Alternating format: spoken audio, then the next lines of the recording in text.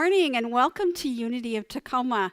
I'm so glad that you decided to join us today. Welcome to the people here in the studio and those of us that are here online with us. So happy that you joined us. If this is your first time here, my name is Reverend Lori Irwin Johnson and I am the leader here, the spiritual leader for this morning. And I go by the pronouns she and her. And so we're going to be starting off our service just a little bit different, where before we start off with music today, we're going to start off with prayer. We're going to start off with the prayer for protection. And so if you could get into a place where you're comfortable, close your eyes, and listen to me as I say the prayer for protection. If you know it at home, you can say it along. The light of God surrounds us. The love of God enfolds us. The power of God protects us. The presence of God watches over us. And wherever we are, God is, and all is well.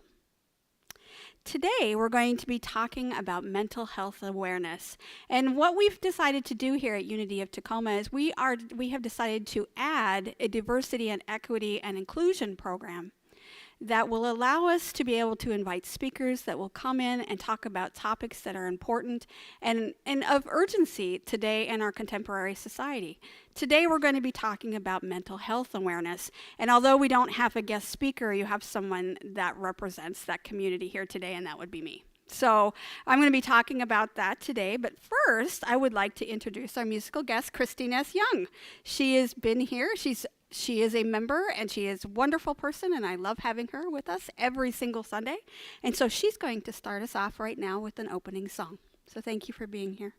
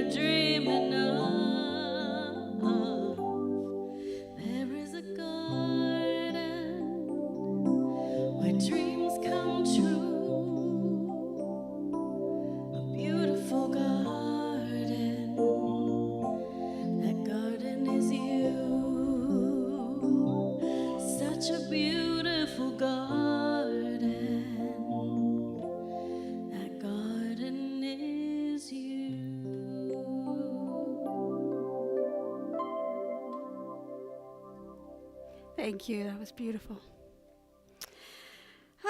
Let's start off with an opening prayer. Take a breath. Close your eyes if you're drawn to do so. And just allow yourself to settle in this moment. To allow what needs to come. and know that we are one in spirit. We are one in body. We are one in consciousness. There is nowhere where we are not connected in some way. No matter where we are, whether we're across the room or across the town, across the state, across the country, across this globe, we are together, we are connected, and we are one. There is no delay. Whenever we need to feel this connection, all we need to do is close our eyes and know that we are connected to this infinite source which connects each and every one of us together. And let's take this idea, this notion that we are everything that we need to be, and together we can be a power and an inclusive force in this world.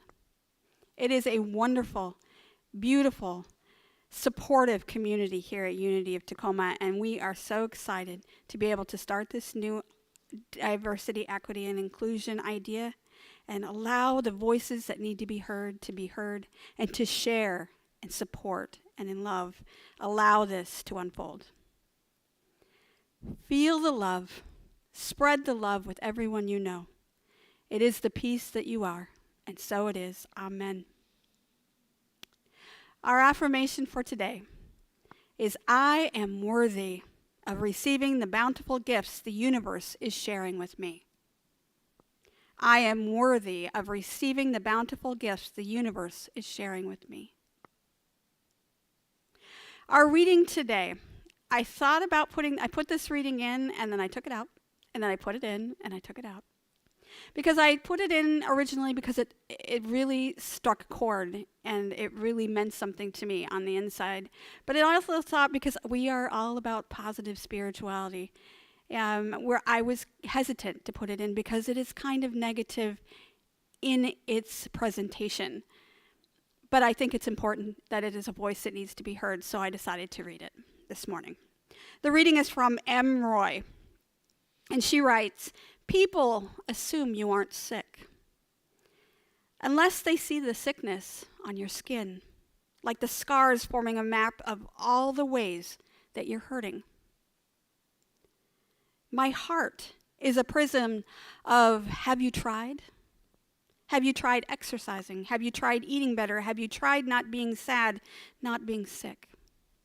Have you tried being more like me? Yes, I've tried. Yes, I am still trying. And yes, I am still sick. Sometimes monsters are invisible, and sometimes demons attack you from the inside. Just because you cannot see the claws and the teeth does not mean that they aren't ripping you from the inside. Pain does not need to be seen in order to be felt. Telling me there is no problem won't solve the problem. This is not how miracles are born. This is how sickness works. Our scripture lesson for today is my favorite scripture lesson. It's John 14:27. Peace I leave with you. My peace I give to you. I do not give to you as the world gives. Do not let your heart be troubled, and do not be afraid. Before I go into my message today, I'm going to invite Christy Ness on for another song, and then we'll go straight into message. Thank you, Christy Ness.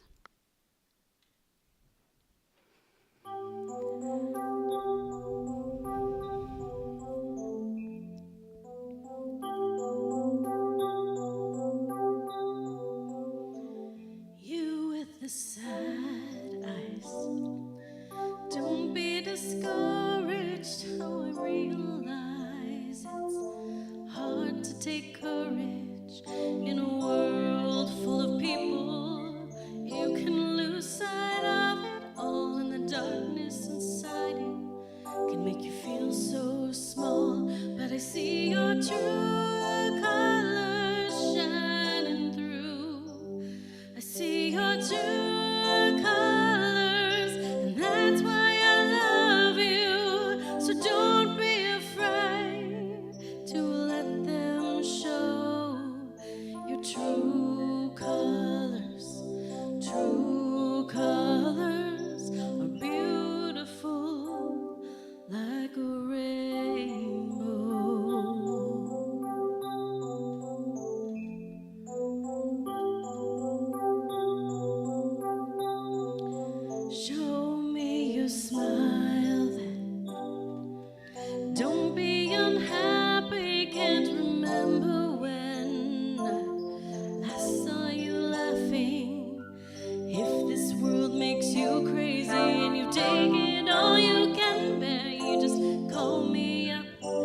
because you know I'll be there, and I see your true colors shining through. I see your true colors, 'cause that's why I love you. So don't be afraid to let them show your true colors. True colors are beautiful like a rainbow.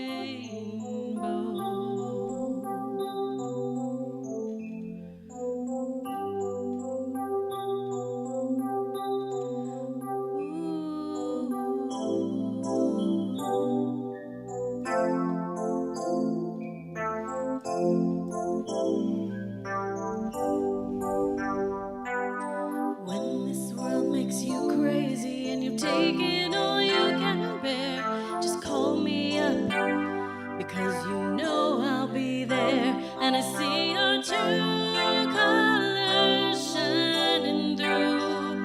I see your true colors, and that's why I love you. So don't be afraid, no, to let them show your true colors.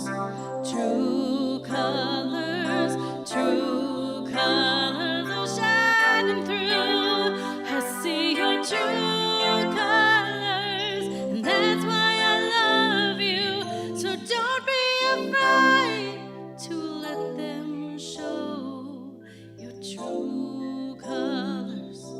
True colors, true colors are beautiful like a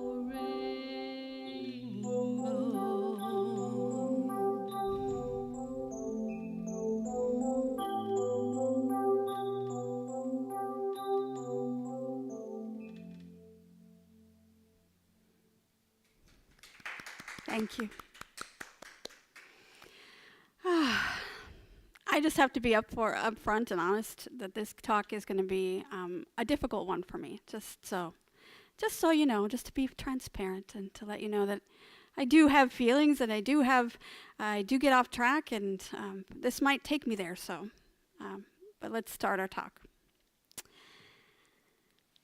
I'm going to present two different scenarios, and I'd like you to bring it to your mind's eye and just really digest these two different scenarios. The first one: what would happen if one morning when you woke up, you're feeling a little bit off? Your stomach wasn't quite right, you had a pain in your side, and you just were tired and you were sluggish and you needed to probably go back to bed, but you decided to go into work anyway. You decide not to eat breakfast because you really didn't feel like it. You were pretty sick. But you're thinking, well, maybe it was something I ate last night. Maybe it was the taco or the burrito that I had the night before. So you take some antacids and some ibuprofen and you head off to work. When you get to work, you start to feel worse. The pain in your side is getting worse, and you begin to sweat and feel clammy and cold. You decide that you probably had food poisoning and you should probably go back home. So you get in your car, you drive home. By the time you reach your house, though, you have chills and a fever, and you just can't keep yourself up any longer. The pain is so intense. So you call your friend to help. Your friend arrives, and you're bent over in pain. And this person is worried about you, asks you what your symptoms are. You have a fever, and you're sweating profusely. And so this friend of yours decides that you need to go to the emergency room.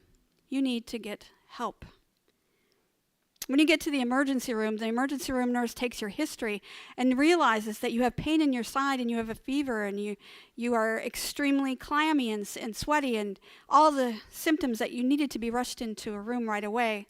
The doctor comes in and decides to take a look at you, determines that you have appendicitis, that you need to have your appendix removed, rushes you to the surgical suite, and in a couple of hours, after they remove your appendix, you're sore, you're groggy, you're feeling a little sick still, but you will get better. A little antibiotics, a little medication, a little bit rest. You'll get better in a couple of weeks. This appendix inside of you was poisoning your entire system. That tiny little organ in your body was affecting everything about you. It was giving you all of these symptoms.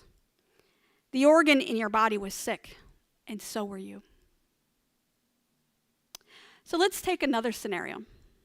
Similar, but different. You get up in the morning and you feel sluggish.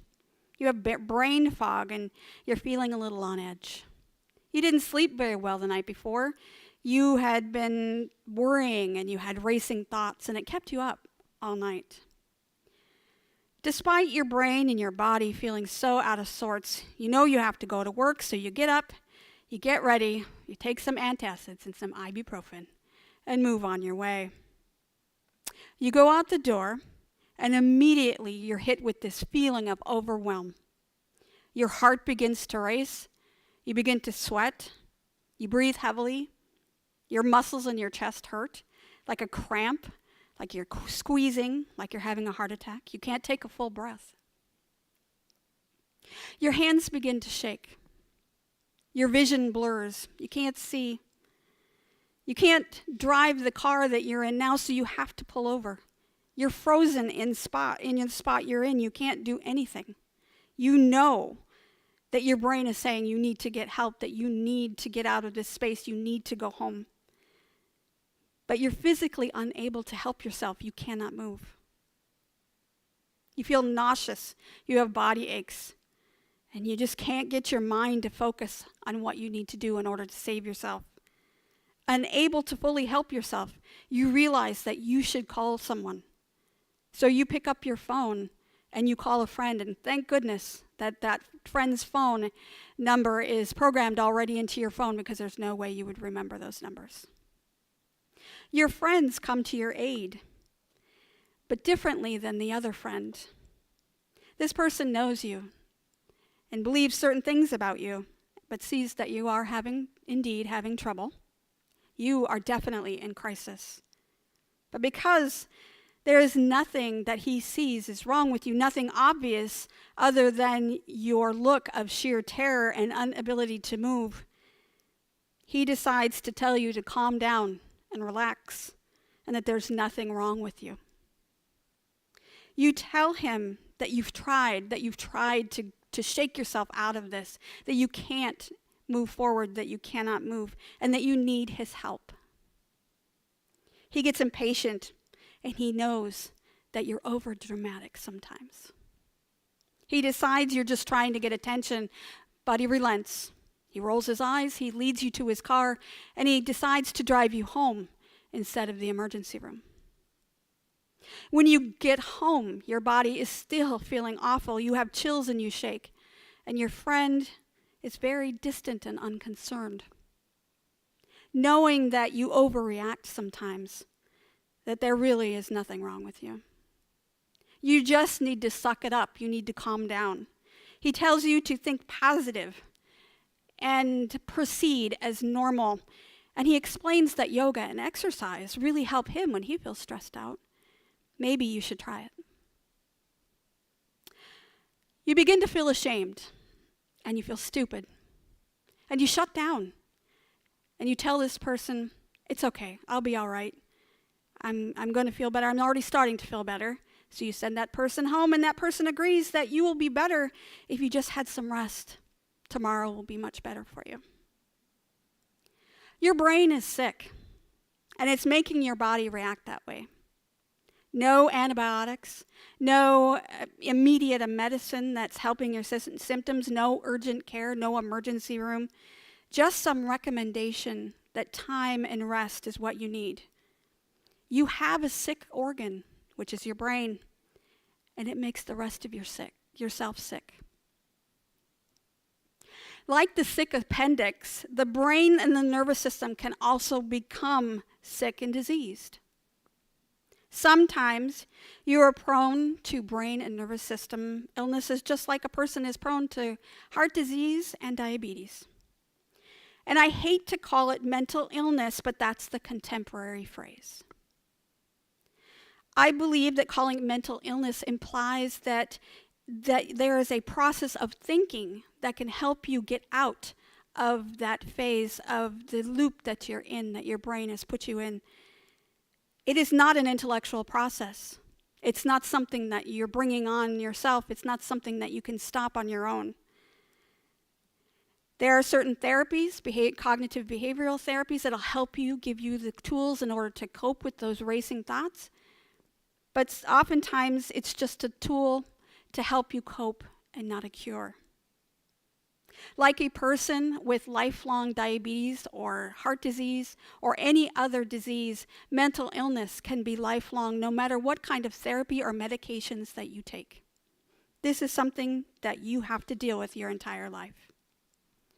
I know this because I struggle and have struggled with a brain and nervous system disorder my entire life. This is what I choose to call it because it's exactly what it is. The psychiatric term would be probably generalized anxiety with phobia and functional somatic syndromes. It's a label.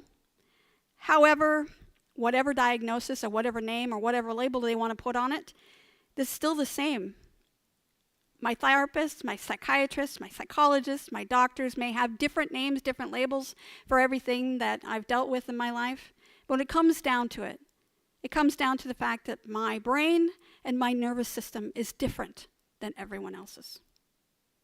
Psychology is a soft science, meaning that there's no definitive diagnostic test to be able to state that you specifically had this mental illness or not. It usually relies on different surveys and indices that you would take that are often biased on the part of the practitioner as well as the individual. So it's not like taking a blood test. It's not like getting a scan. It's something that they decide that you have. I have dealt with symptoms from a very young age. My earliest memory of my first symptoms was 8 years old. And it probably was before that, but that was the first one I remember. They first think you have school phobia, or social phobia, or agoraphobia, or depression, or anxiety, or whatever that state that you're going through at the time. Each practitioner is biased. Each person gives their own best guesses. And my neurologist told me, said that all of these are just wastebasket diagnosis because they really don't have an answer for you. They really don't know how to fix you. Now, you can go over a plethora of reasons why this may be my issue. I may have childhood trauma, I may have stressful family life, or I may have been in an impoverished home, generational trauma, genetic predisposition, just born that way, central nervous sensitivity. Any of those things can cause what I experience, and then there's more, things that we don't even know. But no matter the underlying cause, it has caused a lifelong struggle to maintain a healthy and resilient central nervous system. This struggle in my nervous system has caused a laundry list of physical symptoms as well. Just like the person who has appendicitis, I also have symptoms that are physical in nature. So I have chronic pain. I have problems with my balance. Can have vision issues and aphasia. Aphasia, this is something that they're talking about a lot in the media right now because I know Bruce Willis came out saying that he had that. Aphasia is it's a cognitive disorder where you can mess up your conversation by placing words in different areas, or you can have a stutter. And this is something that I have to deal with on a regular basis. All of this coexists because my brain and my central nervous system is not what you would call normal. May is Mental Illness Awareness Month, and I am wearing green. This is the color of mental health awareness. And because of this, I try to become truly transparent at least one time a year. Only my family and my close friends, and now you, know what I deal with, and the people closest to me, like my husband, see the worst. And I had one really good friend, and I love her to death, and I don't judge her in any way for saying this, but she would also look at me and she would say, "You don't look sick. You don't look like you're struggling. You smile and you're happy and you laugh and you go about your life. You're so confident. She really meant that, and she was being supportive, and she really thought of that about me because that's what they see. I had one friend, another friend, I had one friend, and I emphasize the word had, who was a mental health professional who said my diagnoses must be wrong because I didn't seem as crazy as all that. Medical gaslighting is a term that you hear a lot recently, but it does explain how medical doctors, practitioners, healthcare workers, anyone that deals with you on a public level, from social workers to therapists, they diminish and abuse their patients psychologically because they don't believe that it is as bad as it could be or that you say it is. And it's happened to me many times, who struggle with issues of mental and physical health. And being a mental health practitioner, you'd think that person that I'd known or seen would know better, but she didn't. 1 in 5 people in the United States struggle with mental illness. That means at least one of your close family or friends struggle with some form of mental illness. If you're in church and there are 20 people, you know that there are at least 4 of you that are dealing with that. If you're in a church of 100 people, you know that 20 are at least dealing with that. That is a large number of the population. And then you look around and you may not see what this person looks like. You may not recognize this person struggling with a mental illness because mental health stigma is a thing. It is something that we still deal with. That means that your close family, your close friends, people that you know may not be showing what they're really going through on the inside. And that's a dangerous prospect. Suicide is the second leading cause of death in people aged 10 to 35 years old. As early as 10 years old. And like me, 50% of us have experienced this and have had experiences with this before the age of 14. So it is almost a lifelong issue. Can you really tell a 10-year-old to just try yoga or to think positive and expect that you'll be better tomorrow with some rest? I don't think so. And when a 10-year-old decides to take their own life because they don't know, you know that there's something wrong. Not necessarily with them, but with the way that we're dealing with that. But my talk today isn't necessarily talking to the people who struggle, because I hear you, I see you, and I recognize you. But this talk isn't about that. This talk is for those people who live with people who struggle, or people who may not even realize that they live with people who struggle. Mental health first aid is a thing. It is a response to a person in crisis, just like a regular first aid is for someone who has a medical crisis. This mental health first aid is someone who is to deal with an immediate crisis of someone having a problem with mental illness in the moment. And there are ways that you can get trained with that, and in your community at local libraries. I have taken mental health first aid classes, and they are often offered for free because there are grants available to be able to support the teachers who teach that. So if you get an opportunity to take mental health first aid, whatever type, there are lots of different types, but please think about that, because it is as important as knowing CPR and knowing regular first aid. Because there are people, if you think about it, 1 in 5 people are going to experience mental health crisis. You need to know how to deal with that in a way that's supportive instead of something negative, like our friend in the scenario number 2 who just left her alone. There's an acronym for using mental health first aid, and it is ALGEE. ALGEE. Approach and assess, listen, give reassurance, encourage professional help, and encourage self-help and support. So the first thing you want to do is assess the person's safety. Is this person a suicide risk or a risk for self-harm? You need to find a safe place to talk to this individual, a place where they feel comfortable and secure so you can find out where they are. If they're in a mental health crisis and they're in a moment, you might need to pull them away from other people to be able to provide a safe environment. And we at Unity know how to hold people in space and know how important it is to be able to be respectful of other people's space and where they are. Pull them aside, be confidential, be private, and talk to them and find out and be forthright and honest and blunt, to be honest.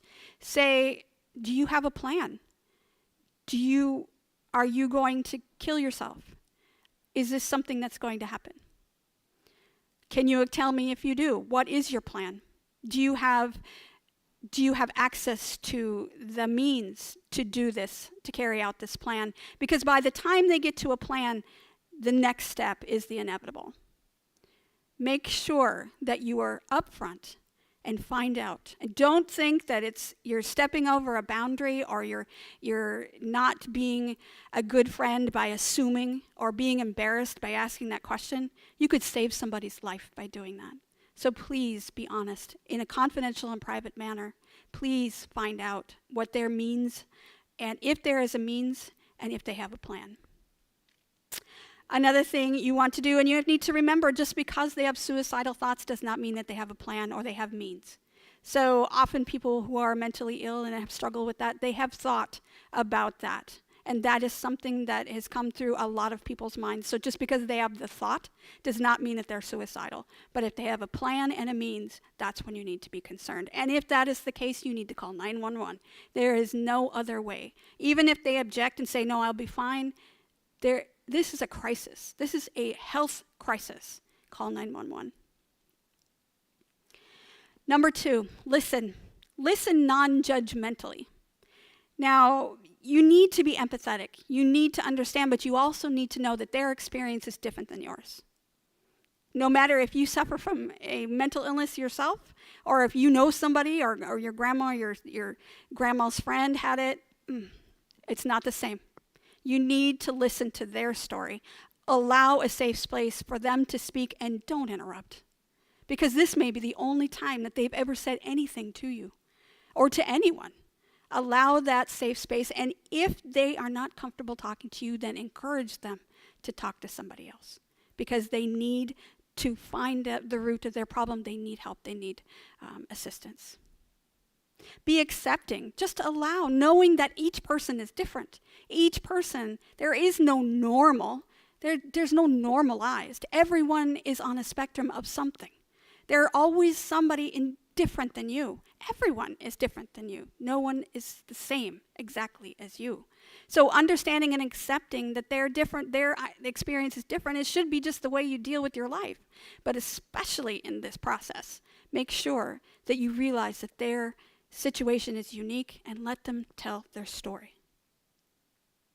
Number 3, give reassurance and information. And this is not the place to give thoughtful advice. This is not the place to say, I do yoga. I do yoga. It works really well for me. It makes me less stressed out. This is not the place to do that. This is the place to give reassurance and hope. You are supported. You are loved. We can get through this together. That's the kind of reassurance they need. They don't need to have your advice, which would be great down the line once we get past this idea of crisis. But in this moment, you need to deal with the situation at hand. And make sure that if you are a mental health first aid responder, that you have resources that are available. And if it's a crisis, don't be afraid to call 911. That is exactly what they're there for, and they are trained to be able to deal with this, and they can assess the situation once they get there. Number 4, encourage appropriate professional help. Now, whether that be routing them to the emergency room, who will give them to the social worker, who will find them a place to be, whether you encourage them to go to their doctor and explain to them the symptoms that they're having, have them go to their minister and explain to what's going on, not for prayer to help, not necessarily to help pray away what you got, but your minister is obliged and required to help you get the resources you need for this. So please find somebody that has the professional means to be able to help you And this is what you need to encourage in step number 4. Number 5, this is the point that you can talk about self-help. This is when when they've had all these steps taken care of, you can talk to a person and say, you know what, this self-help strategy helped me. So meditation has been proven to help people with mental health illness problems. Prayer has been proven to help people with these issues. All of the practices here at Unity are those scientifically supported practices, that positive mental attitudes, from affirmative prayer to affirmative affirmations that we say on a daily basis. Those things can help. But it's not until the very end, after you've exhausted all of these other things, that you provide the information that you have as supplementary self-help information, and also encourage them to talk about it like I am today. Like I said, I don't normally talk about it, but this is informative, but it also lets people know that they're not alone. So in recognition of Mental Health Awareness Month, I wanted to spend a few minutes today with our new diversity, equity, and inclusion idea. And I just wanted to talk to you and let you know, those people that are 1 in 5 that are struggling, that you are not alone. There are so many of us that struggle along with you as we walk down the street and live our lives as normally as possible, to be able to have that face for everyone to see. I know that you struggle. I don't know your individual struggle. I do know that you struggle. I know that you have pain. I know I cannot experience the same pain, but I also do know that you don't need to feel ashamed. It is not something you've done to yourself. It's not something you can think away or pray away or be anything like that. You need to understand that you are just different than others, and you, just like a person with diabetes or heart disease, needs assistance just as much as just as much. You need help, and it's okay to ask for help, and you don't need to feel like there's a stigma. And those of us that are in support of other people who are struggling, remember the stigma is still there, and be aware and move past that and ask the questions, are you okay? It's not your fault. It's not the person who is struggling. It's not the person who supports. There is not a lot of information out there that is available immediately, because people are still hesitant to talk about mental health as a physical illness. But it is. It's a physical bodily ailment that needs to be dealt with, and it is okay to tell somebody about it. Talk to somebody you trust. Reach out. It's really important. If you or someone you know is struggling with mental health crisis and needs immediate help, please call 911. If you're struggling with a crisis or thoughts of suicide, you can call the Suicide Prevention Hotline at 800-273-8255. That's 1-800-273-8255. If you're in Washington State, you can contact the Washington Recovery Hotline at 1-866-789-1511. 1-866-789-1511. Just remember that you're not alone. Reach out. 1 in 5 of us have been there and will understand. You never know, you might reach out to that person that knows more than you think. Thank you for listening to me today. I'm going to invite Christine S. back. She's going to lead us in meditation today, so I'm really looking forward to that. Thank you for listening, and thank you for leading us in meditation. And so as we begin, we often have a music in this slot right here. And what I'd like to do is invite you to do a musical meditation with me. So just as any other meditation, I invite you to find your seat and consider where you're sitting and how you're sitting. If that means sitting in a lotus position and tucking your feet up under you, or if it means putting your feet firmly on the floor and feeling the seat beneath you, maybe placing your hands in open palms on your knees, just receptive to energy of life itself. The other thing I like to do when I'm preparing for meditation, I like to sit upright so that my spine is perpendicular to the pull of gravity. I just allow my vertebrae to align, one on top of another. And I allow a string to feel it's pulling up through my crown chakra. And I just allow the flow of the energy of the earth and life itself to flow up and down through my spinal column. And just allow that support to ebb and flow through me. So one of the beautiful things about meditation, it can be open and just silent, or we can have a focal point. Sometimes people use a visual focal point like a candle. Today, we want to use a sound focal point. And you can experience and enhance your experience by considering how your breath is related to what we do today. So we're going to move into a musical opportunity, and I'm going to sing, and you can allow the singing to just be your focal point and allow the words to just wash through you. Allow this word to be an affirmation that's true just in this moment. And practice being in the space, allowing these words to wash over you in this moment can bring rest that actually heals. If you feel so bold, you are welcome to sing with me, whether you're here in this room or whether you're watching from home. If singing is calling on your heart, allow yourself to participate in this song and just receive that restoration, that relaxation, and that healing that your body is calling for and craving.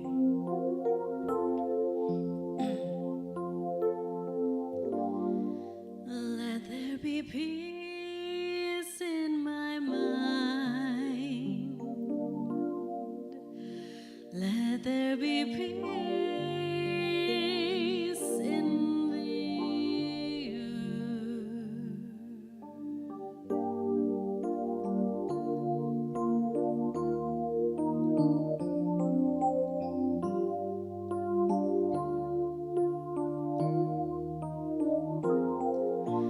Om Shanti, Om Shanti, Om Shanti, Shanti, Om. Om Shanti, Om Shanti, Om Shanti, Shanti, Om. Om Shanti, Om Shanti, Om Shanti, Shanti, Om. Om Shanti, Om Shanti, Om Shanti, Shanti, Om.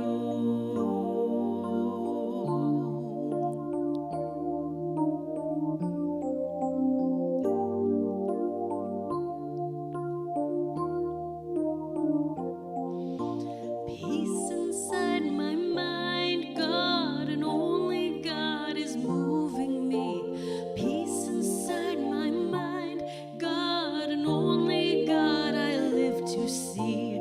Peace inside my mind, God, and only God is moving me. Peace inside my mind, God, and only God I live to see. Om Shanti, Om Shanti, Om Shanti, Shanti, Om. Om Shanti, Om Shanti, Om Shanti, Shanti, Om. Om Shanti, Om Shanti, Om Shanti, Shanti, Om. Om Shanti, Om Shanti, Om Shanti, Shanti, Om.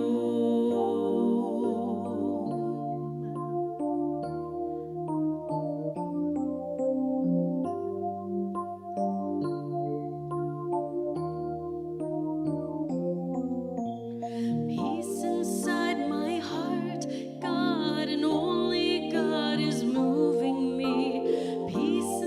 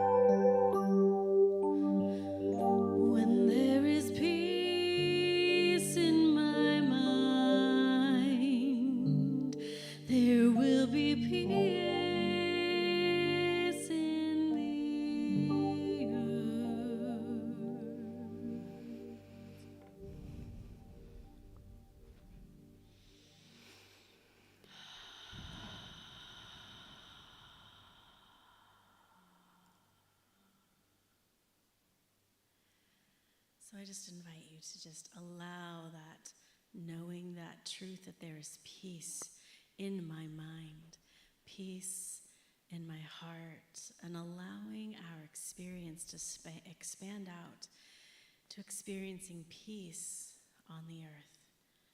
Allow that to just stay with you today in every moment. And I invite you to bring your attention back to the room. Namaste. Thank you. That was wonderful. It's wonderful for me after having that emotional talk to be able to sit down and just have a moment. And so thank you for bringing that. It was beautiful. Okay. We've come to the portion of our service where we open our hearts to give. We here at Unity at Tacoma have so many missions and ministries and ideas and things that we would like to do in the community, and this is your opportunity to support that. We have several ways that you can give. You can now go to our page on the website again, because we have a new website, to donate via PayPal. So you go to unityoftacoma.org/donate to use PayPal to give your love offering. And so there's a little button at the top of the page. It says love offering. Go there, click there. Takes you right to where you can donate. So we appreciate everything you give. You can also donate with Zelle using our telephone number 253-576-3225. You can mail a check to Unity of Tacoma, P.O. Box 112289, Tacoma, Washington 98411. And you can also you can go to Facebook if you are going through our Facebook page, checking out our daily affirmations, and you wanted to give a little love offering. There's a donate page at the top of our Facebook page.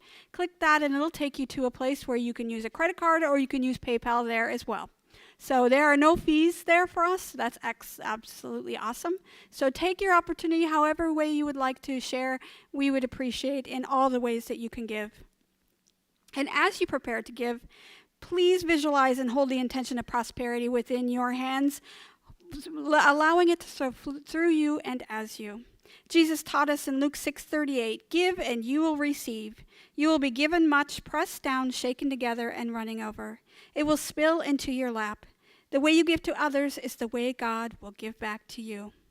And as you visualize holding this gift within your hand, please repeat after me. Divine love, flowing through me, blesses and multiplies, all that I am, all that I have, all that I give, and all that I receive. I am grateful for my blessings today. And I am grateful in every way. And so it is. Amen.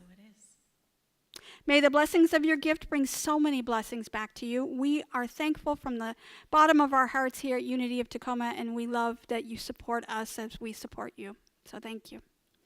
Did you have one more song for us? If you'd like me to. That would be wonderful. Let's put another song here, and then we'll go into announcements, and then we'll take us out with another song. Okay.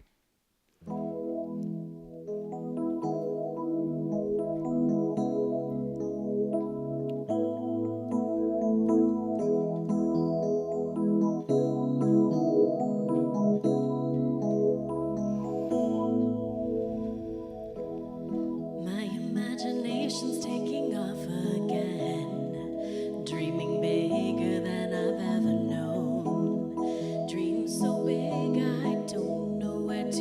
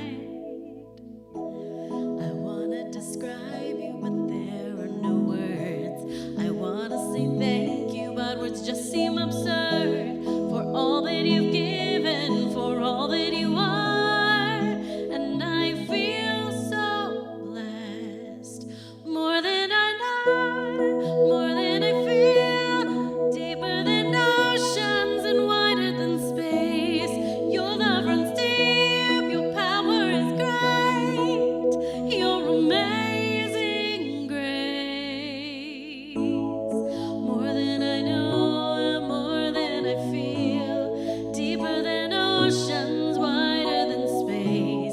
Your love runs deep, your power is great. Your peace will create compassion and courage. Arms open wide, loving each other from every side. More than I know, more than I feel, deeper than oceans and wider than space. Beyond what I know is calling me home into your embrace.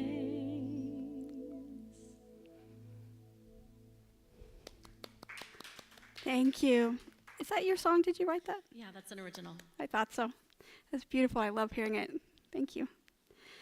All right, with that, let's go into our announcements. Next Sunday, May 29th, this is one of those months where we have an additional Sunday. So we have 5 Sundays in the month of May, and we have a special musical guest. She's not really somebody that we don't know, but Cindy Akana will be here next week. And so we're really excited to have her back to do music on our 5th Sunday, the random 5th Sunday. So she's really excited, and I'm also excited to have her, hopefully in the near future, to come back and speak again. So Cindy next week, musical guest, May 29th. And we continue our annual Mother's and Father's Day diaper drive, and you can see right here that I feel like Vanna today. See? We have all of these, you can't really see all the way to the floor, but we have diapers on the floor, we have toys, we have all kinds of things, and all of these donations we'll be accepting through Father's Day, which is June 19th, and all of this will be going to the Family Housing Network, which is located just down the street, where they help people and families who are in transition from homelessness to housing. So this will be very helpful for them, so we really appreciate it. If you are interested in donating diapers or anything for Mother's or Father's Day, please let me know. You can contact me at lori@unityofTacoma.org. That's LORI@unityofTacoma.org.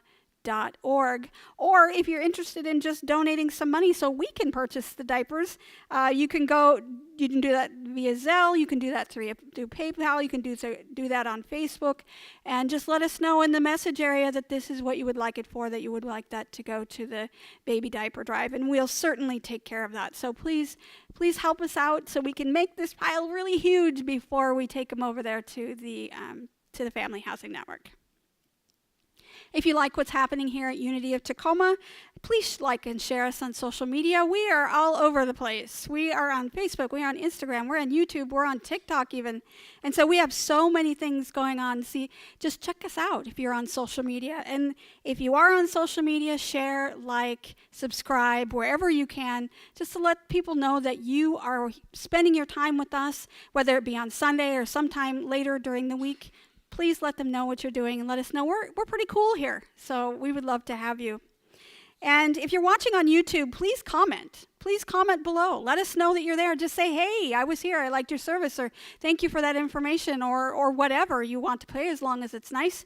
And please put that there, and we will respond back, because we would like to communicate with you. Just because you're in live stream land doesn't mean that you are not connected to us. No matter where you are connected with us here at Unity of Tacoma. So just say hey, and we'll say hey back. That's on our YouTube channel. You can also, if you're on our website and you're watching via our website today, there is a comment area underneath the video that you can comment there as well. So I will respond to that as well. So please let us know. Let's allow this communication, no matter where we are, to connect us, and so we can have the experience together. Our benediction today is a poem by Mario Benedetti. Benedetti. I know I was going to mess that up. Mario Benedetti. And it's a little bit more uplifting than the one we started off with. He says, once in a while, joy throws little stones at my window. It wants to let me know that it's waiting for me. But today I'm calm. I'd almost say even tempered. I'm going to keep anxiety locked up and then lie flat on my back, which is an elegant and comfortable position for receiving and believing news. Who knows where I'll be next, or when my story will be taken into account? Who knows what advice I still might come up with, and what easy way out I'll take not to follow it? Don't worry, I'm not gambling with an eviction. I won't tattoo remembering with forgetting. There are many things left to say and suppress, and many grapes left to fill our mouths. Don't worry, I'm convinced joy doesn't need to throw any more little stones. I'm coming. I'm coming. I want to thank Christine S. for being here and all the wonderful, beautiful gift of music that you bring every time you're here. So thank you so much. She's going to take us out with our closing song, Let There Be Peace on Earth. If you are here or at home and you would like to stand, please do so. And just sing it out if you know the words. If you don't, just listen. It's a beautiful song to hear.